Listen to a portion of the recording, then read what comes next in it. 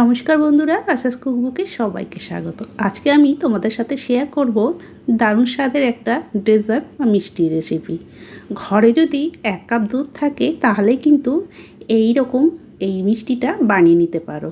খেতে যেমন সুস্বাদু হয় তেমনি কম উপকরণ দিয়েই ঘরেই তৈরি করে নেওয়া যাবে। ঘরেই যখন তৈরি করে নেওয়া যাবে তখন দোকান থেকে না কিনে কিন্তু এইভাবে তোমরা বানিয়ে নিতে পারো।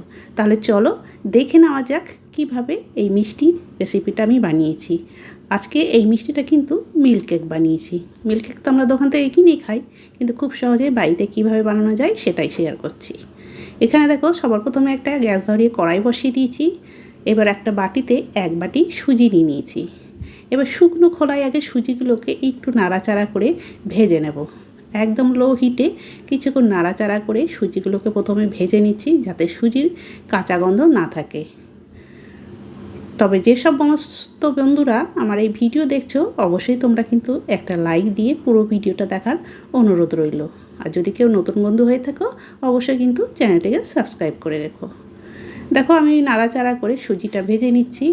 আর বেশ কিছুক্ষণ সময় নিয়ে ভাজতে হবে। গ্যাসের হিটটা কিন্তু বারবার বলছি লোয়ে থাকতে হবে। দেখো, আমি সুজিটা কিছুক্ষণ ভেজে নিলাম, কালারটা একটু চেঞ্জ হয়ে গেছে। এবার এর মধ্যে দিয়ে দিচ্ছি 2 চামচ ঘি। 2 চামচ ঘি দিয়েই কিন্তু এই মিল্ক কেকটা তৈরি হয়ে যাবে। খুব টেস্টি হয়, একদম পুরো দোকানের মতনই লাগবে খেতে। ঘি দেওয়ার পর সুজিটা আরও কিছুক্ষণ ভেজে নিচ্ছি। এইভাবে নাড়াচাড়া করতে করতে ভাজতে ভাজতে কিন্তু সুজির কালারটা বেশ চেঞ্জ হয়ে যাবে। আর যতক্ষণ না চেঞ্জ হবে ততক্ষণ কিন্তু সুজিটাকে ভালো করে ভেজে নিতে হবে। তাই লো হিটেই কিন্তু নাড়াচাড়া করে ভেজে নিচ্ছি। দেখো, আস্তে আস্তে সুজির কালারটা কিন্তু বেশ চেঞ্জ হয়ে আসছে। কিছুক্ষণ ভেজে নেওয়ার পর এইবার হাফ বাটি নিয়ে নিয়েছি বেসন। যে বাটি মেপে আমি সুজি দিয়েছি সে বাটি মেপে কিন্তু বেসন দিয়ে দিলাম। এবার বেসন আর সুজি আবারও কিছুক্ষণ ভালো করে এইভাবে ভেজে নেব। সুজিটা আগে ভেজেছি কারণ সুজিটা ভাজতে একটু টাইম লাগে বেশি, তার জন্য সুজিটা আগে দিয়েছি। বেসন ভাজতে বেশি সময় লাগবে না, তার জন্য বেসনটা পরে দিলাম। দিয়ে নাড়াচাড়া করতে করতে দেখো একদম কালার একদম চেঞ্জ হয়ে গেছে। মিল্ক কেকের কালার তো এই রকম হয়, সেই রকমভাবেই কিন্তু এটাকে ভেজে নিতে হবে। এবার 1 কাপ দুধ নিয়েছি, আর এখানে দেখো 5 টাকা দামের মিল্ক পাউডারের প্যাকেট নিয়েছি। দুধের মধ্যে মিল্ক পাউডারের প্যাকেটটা দিয়ে ভালো করে গুলে নিচ্ছি। মাঝে মাঝে এটা নাড়তে হবে, নাহলে কিন্তু পুড়ে যাবে। আর এইটা দিলেই কিন্তু দারুণ একদম টেস্ট হবে।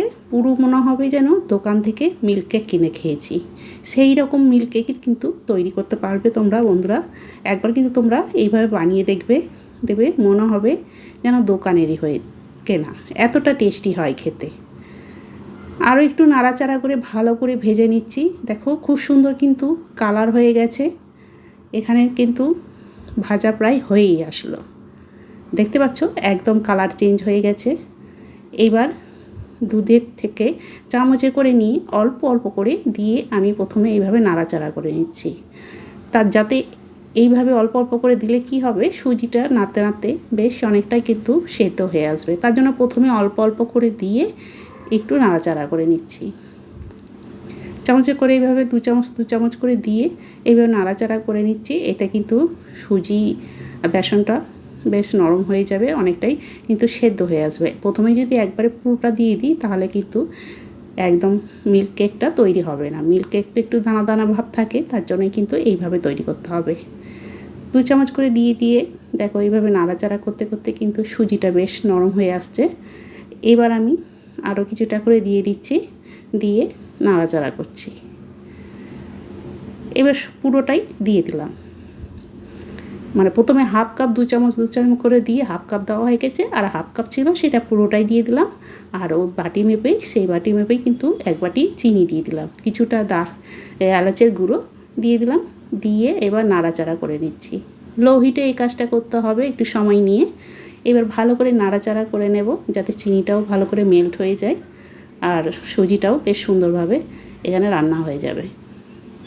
দেখো এইভাবে নাড়তে নাড়তে কিন্তু খুব সুন্দর একটা টেক্সচার চলে আসছে। যেমন মিল্ক কেকের দানা দানা ভাব থাকে সেই রকমই কিন্তু তৈরি হয়ে যাচ্ছে। তাই এইভাবে নাড়াচাড়া করতে করতে দেখো বেশ শুকনো শুকনো ভাব হয়ে আসলো। আর সুজিটাও কিন্তু খুব সুন্দর সেদ্ধ হয়ে গেছে। তার জন্য প্রথমে অল্প অল্প করে দিয়ে এইভাবে নাড়াচাড়া করে রান্না করলাম। গ্যাসের হিটটা অফ করে দিলাম। এবার এরকম একটা অ্যালুমিনিয়ামের বাটি নিয়েছি, তাতে লেখার যে সাদা কাগজ হয় সেটা নিয়ে কেটে দিয়ে দিয়েছি। এবার অল্প একটু ঘি ব্রাশ করে দিচ্ছি। এবার এর মধ্যে আমি কিছু ড্রাই ফ্রুটস ছড়িয়ে দিচ্ছি, কাজু আর পেস্তা ছড়িয়ে দিলাম। এটা অবশ্যই অপশনাল, হাতের কাছে থাকলে দেবে, না থাকলে না দিলেও হবে। দিলে অবশ্যই একটু ভালো লাগবে খেতে, তার জন্য দিলাম।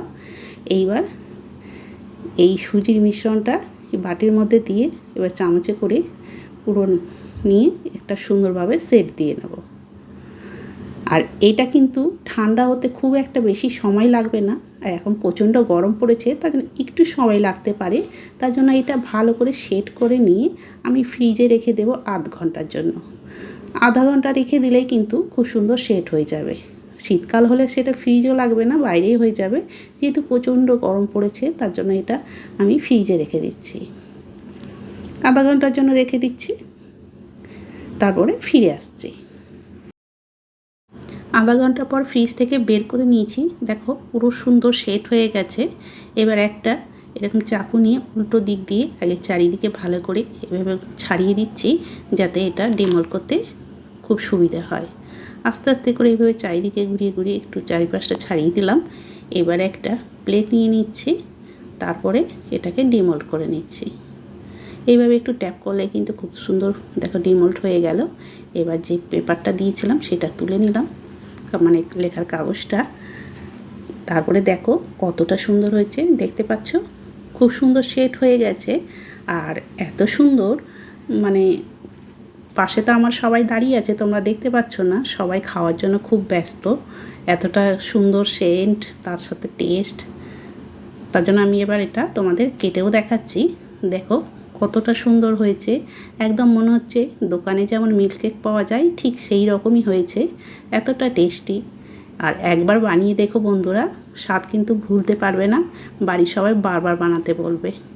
এটা কিন্তু আমি বানিয়েছিলাম, তো বানিয়ে খাওয়ার পর সবার কিন্তু আর মন ভরেনি, তার জন্য আমাকে আবারও বানাতে হয়েছিল সেই দিনই।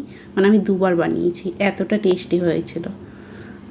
আর দেখো এগুলো আমি এরকম পিস পিস করে কেটে নিচ্ছি। তোমরা যে কোনো ডিজাইন যেমন পছন্দ সেভাবে কেটে নেবে। আমি খুব সহজভাবেই এরকমভাবে কেটে নিলাম। আর দেখতে পাচ্ছ এতটা সুন্দর হয়েছে, কি আর বলবো, ভীষণ টেস্টি হয় বন্ধুরা। তাহলে বন্ধুরা দেখতে পেলে কত সহজেভাবেই 1 কাপ দুধ আর 2 চামচ ঘি দিয়েই কিন্তু বাড়িতে মিল্ক কেক এরকম তৈরি করে নিতে পারবে। আর আজকের আমার এই মিল্ক কেকের রেসিপি কেমন লাগলো তোমরা কিন্তু অবশ্যই কমেন্ট করে জানাবে। ভালো লেগে থাকলে বন্ধু আর ফ্যামিলির সাথে বেশি বেশি করে শেয়ার করে দেওয়ার অনুরোধ রইল।